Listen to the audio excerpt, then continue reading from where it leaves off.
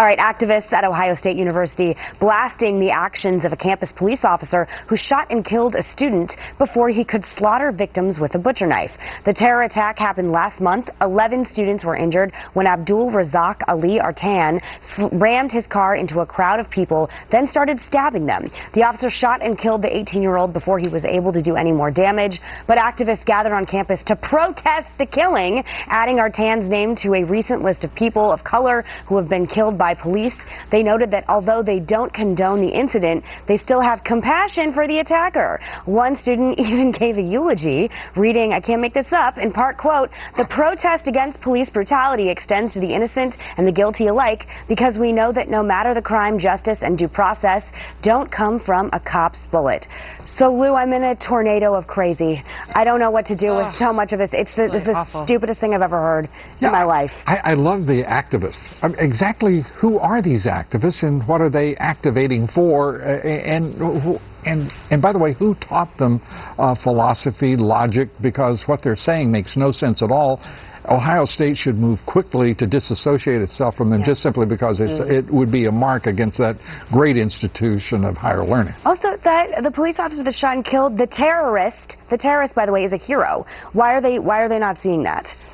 You know, I will say this. On Friday, we saw President-elect Donald Trump touch down at John Glenn Airport in Columbus, Ohio, shortly after astronaut Glenn had passed away. And one of the first people he met with was this police officer because he is being hailed as a hero. It is not within my knowledge, and maybe you guys know better, that there was any sort of pushback on whether or not this man did all of this. In fact, those activists are saying, oh, it's not like we condone the crime. So what would you have them do? Do nothing until he stabbed more people? Yeah, exactly. I mean, it's the same mentality as we saw in Baltimore. You know, just let them finish. Just let Artan finish. So what is the cop supposed to do? He's using two forms of deadly force, a vehicle and a butcher knife. And the only reason he didn't kill dozens of people is because he wasn't good at it. And because there was a police officer there. So if one of these activists were relatives of one of the people who were attacked, you really want the police officer to stand down and let the terrorist finish and take people's lives? It is so incredibly insane and incompetent, and that is the most toxic combination we have on college campuses. Yeah. Can I say, too, this business about justice doesn't come from the muzzle of a gun. That's where all justice has started, certainly in the modern world. There was a great fight that resulted in the Magna Carta. They were firing one shot at a time, admit. Not a 9mm is in this instance. But the fact is, this country was born because we had the guts to fight for our liberty and for our rights. People talk about universal rights. They talk about human rights. That's nonsense.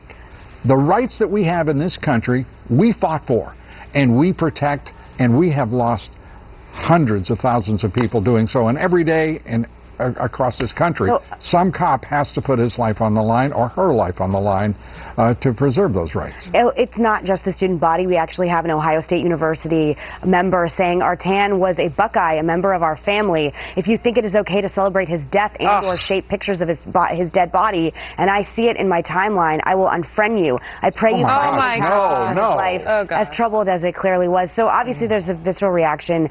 But what about the compassion for the students who were stabbed? Honestly, I knew this was coming. The day this happened, in the news conference, we waited for it. I don't know if we took it in this hour or a later hour. The news conference happened, and the questions from reporters, to tee off on what you were saying, Kennedy, the questions... I call it Kentucky all the time. No, but hold on. The questions from the reporters were, did the shooter or did the offender resist the police officer? What attempt did the police officer make before shooting? It was the reporters on the scene were already going there. I mean, but think about it. This terrorist was trying to create a higher body count than we saw in Orlando or San Bernardino. This person had the intent of killing dozens of people, as many people as possible. I mean, when you see people who are bloodied and on the ground and you don't know if they're alive or dead, that police officer absolutely did the right thing in protecting their liberty, as Lou alludes to. Well, and as we look at this real quickly in a bigger context, so we have seen this on the streets in Israel, where they will take a vehicle and first ram bam. We got to wrap. And then kill. All right, more Outnumbered in just a moment.